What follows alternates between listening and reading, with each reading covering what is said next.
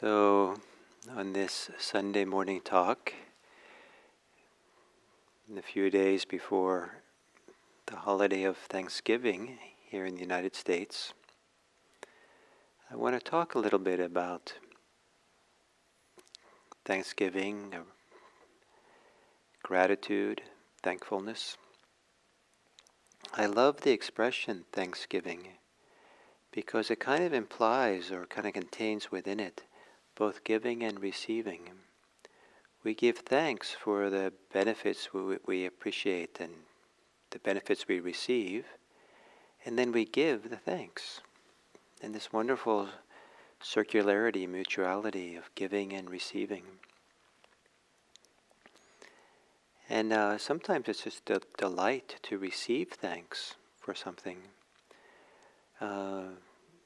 It's an expression of appreciation and delight and value, and even an expression of kindness to be thanked.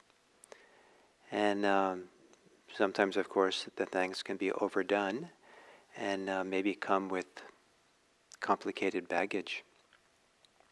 But the simplicity of gratitude is just such a nice thing. And in the myths of Buddhism, there's a story of the Buddha that after he was enlightened, he spent 7 days gazing, much of the day and night, gazing at the tree, the Bodhi tree under which he was enlightened, in gratitude of the tree. Maybe the protection it gave him, the support it gave him for this amazing experience of freedom and presence that he discovered. And the Buddha didn't teach much about gratitude, but he did say that, the wonderful statement, that no one is injured in feeling gratitude. And this idea of no one is injured, you won't be injured in feeling gratitude. What a delightful idea. In the teachings of the Buddha, there are two words that are almost always appear together. And they both relate to the word gratitude in English. Maybe there are two sides of what we would think of in English as gratitude. And the first one that's often in the West referred to as gratitude in Pali is katanuta. Katanuta. And katanyunta. K-A-T-A-N-N-U-T-A. But the N is the tilden. And literally what this word means is knowing what has been done. So it's a cognitive experience of knowing, recognizing what someone has done for oneself, what has been done for one. The second word, almost as a compound because they appear together so often, is the kata vedata. Kata vedata. K-A-T-A-V-E-D-I-T-A. And this means, the first part of it's same as the other one. It means that which has been done. And vedata means, it kind of means to experience or to feel. That which has been done, that we feel. So this is more emotional. This is more the emotional feeling we get when something has been done for us, something beneficial. So the first is the recognition of what's been done. The second is the emotional impact of that, how it opens our hearts, how it delights us, how it makes us smile, how it lifts us up, how it fills us, maybe. And both of these are part of it, that gratitude is in a form of appreciation.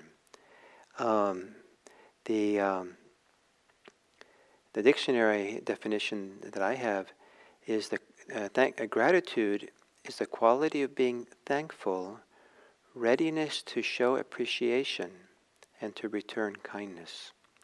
Readiness to show appreciation. So there has to be appreciation first, and there has to be the recognition of what we've received. And this is a delightful exercise to spend time, maybe in the end of the day. I've done this sometimes. Sometimes I do it as I lay in bed, go to sleep. Sometimes I do it my last meditation of the day. I'll just review the day and appreciate all the good things that happened that day. And inevitably, I'm a little bit surprised by this exercise that it turns out there was more things to appreciate through the day than I actually spent time appreciating. Because I'm just going to one thing to the next and just sometimes not thinking about things too much.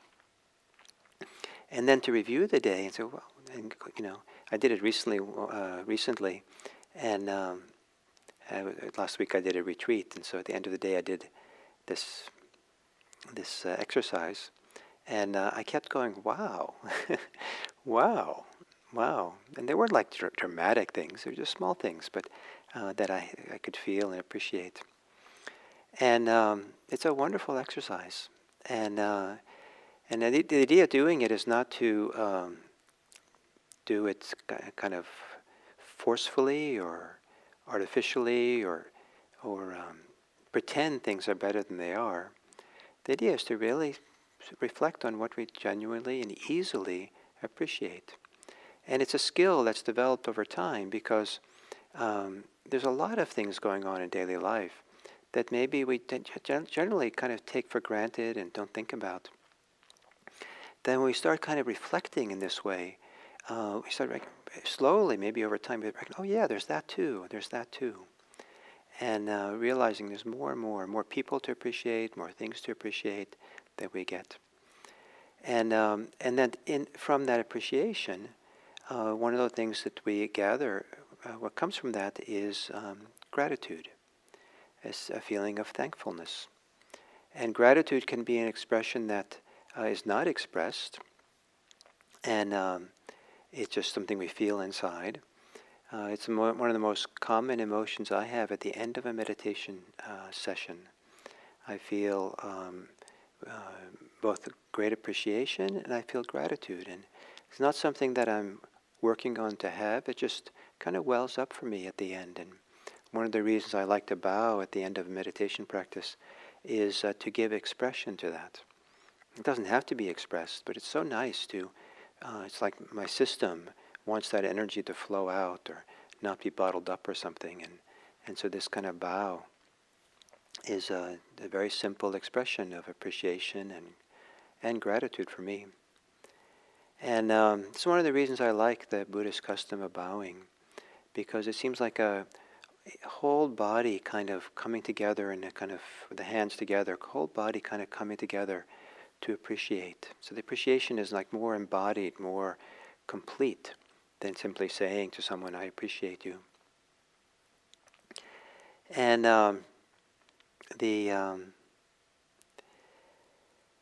so gratitude, to contrast it with greed, gratitude is expressed in the words thanks. Greed is expressed in the words more, or have, get. And I think of greed as kind of a state of lack, of not being complete, of something is missing and cut off from oneself probably to some degree. And I think of gratitude as kind of more closer to being complete, being receptive, being open, having enough, being grateful for what we have, as opposed to greedy for what we don't have. To be grateful for what we have instead of being proud of what we have. Very different sentiments, very different ways of being. And I think that to be grateful and appreciative, we have to be a little bit comfortable with ourselves. We have to be not feeling anxious or insecure or feeling a sense of lack. And but even if we feel just a little bit of it, to open ourselves up and appreciate the gifts that are given, appreciate what's happening for us. Also, it contributes to a sense of comfort. Greed, I don't think leads to much comfort. It might lead to pleasure, but often it's a pleasure that kind of calls for more pleasure. And so this state of being complete, being full, being whole, that I associate much more with appreciation and gratitude. Gratitude is having a new vision of our world. It's not necessarily living in a new world. It's not like living in a new reality, a new kind of place, but it's taking the world we live in and seeing it in a new way, seeing it with more appreciation, seeing it with more gratitude. Then it's easy to complain and say, well, there's a lot of things not to appreciate, and we're supposed to not appreciate them, and complain about them or be upset with them, and all kinds of things go on. And so maybe there's some truth to that. I don't want to deny that. But it's also important to reflect on the consequences of complaining, the consequences of anger and despair, that are very different than the consequences of appreciation. That the appreciation of things tends to support the growth of those things we appreciate. Appreciation is a kind of food for things. And so there's a kind of a positive reinforcement. And people really benefit, the world benefits from a lot of positive reinforcement. So if there's genuine appreciation, genuine gratitude, in the right way, in the right amount, it's a fantastic thing to offer gratitude. I generally think in our society that maybe in many societies, but certainly where I live and around, that gratitude is kind of a underutilized expression of mutuality, of care, of kindness, and to be more thankful, to make it more second nature to be thankful. There was someone who once said that gratitude is to pause in front of reality. To pause, because it's a moment to take something in.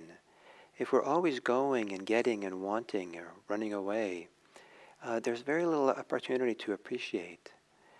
But to pause long enough to receive, long enough to recognize that what's happening, that we're receiving goodness, receiving something beneficial. And to pause in front of reality is a time to be more open to reality, more open to see it in a new way, more open to take our time to experience it in a new way. And this is one of the reasons why meditation is so useful. Maybe meditation can be seen as one long pause in front of reality. And maybe one long pause to bow in front of reality and in the presence of reality and in appreciation and gratitude. I think that gratitude is a reasonable response to reality. Entitlement is not. To feel like we're entitled to things, again, it closes the doors, it closes the possibilities of deep appreciation and gratitude. I think the deeper the appreciation, the less maybe we need to have, the less we need to prove, less we need to assert ourselves, because something beautiful is filling us and supporting us and nourishing us. So gratitude is also a practice, and it's inspired practice. It's a practice that can inspire, bring a lot of joy, a lot of delight, and it has these two steps.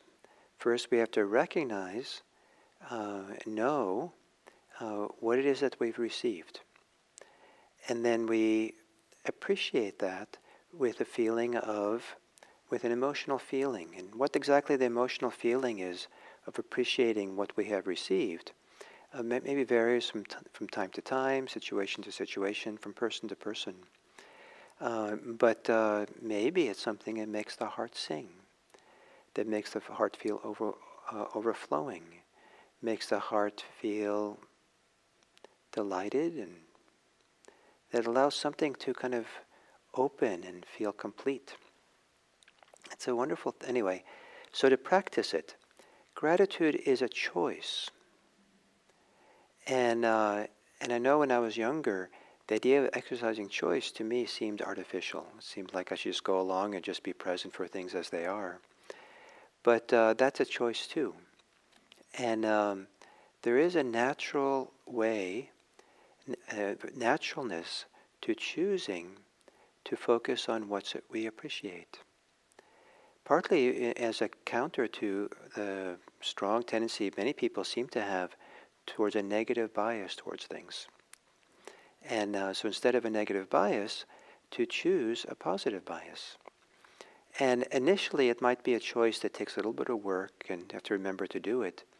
But over time, there's more and more, it becomes more and more second nature. And imagine yourself walking through this world, appreciating things left and right, in front and behind, beginning by appreciating the person you're with, maybe even a stranger, instead of beginning with caution, fear, wanting, closing down, all these things that we might do. But appreciation that is a kind of pause before that person, a taking in of the person, a valuing of the person that we're with, and not coming directly with our agenda, our purpose, what we want. To pause in front of reality so that we have time to appreciate the goodness of it, the specialness of it, the gift of it, of time, or of reality.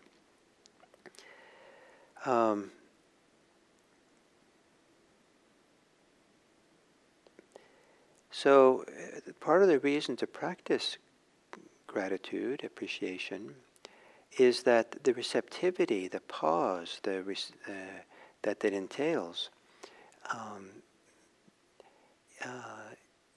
it's hard to imagine Dharma practice unfolding very deeply and fully without it.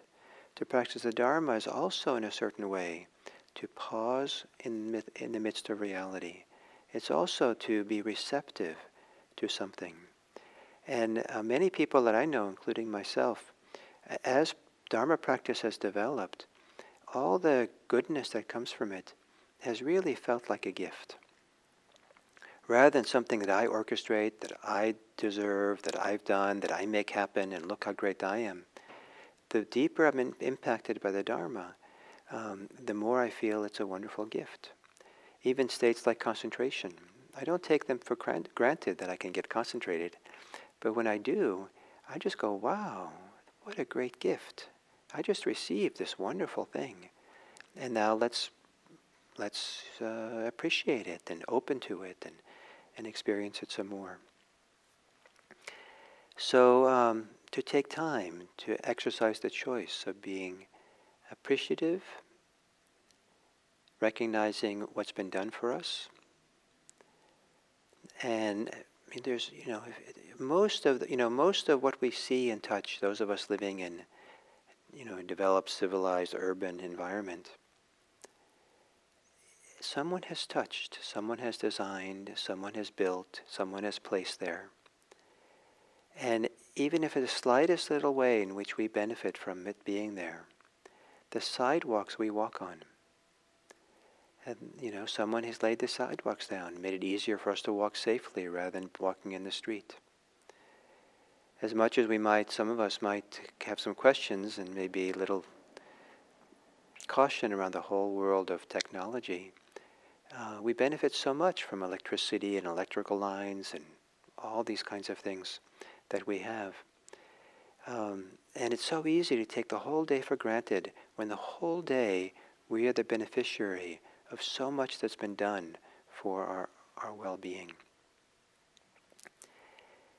So not to live a life for granted, not to habituate ourselves so much by our desires, our wants, our distractions, our fears, that we don't pause enough to receive, to recognize the gifts, the benefits, to appreciate, and to live a life inspired by gratitude. And may it be that we practice out of gratitude. It's one of the great fuels for practice, is gratitude. Gratitude for all that we're given. When I was practicing in Burma, and other places in Asia, and also here in the United States,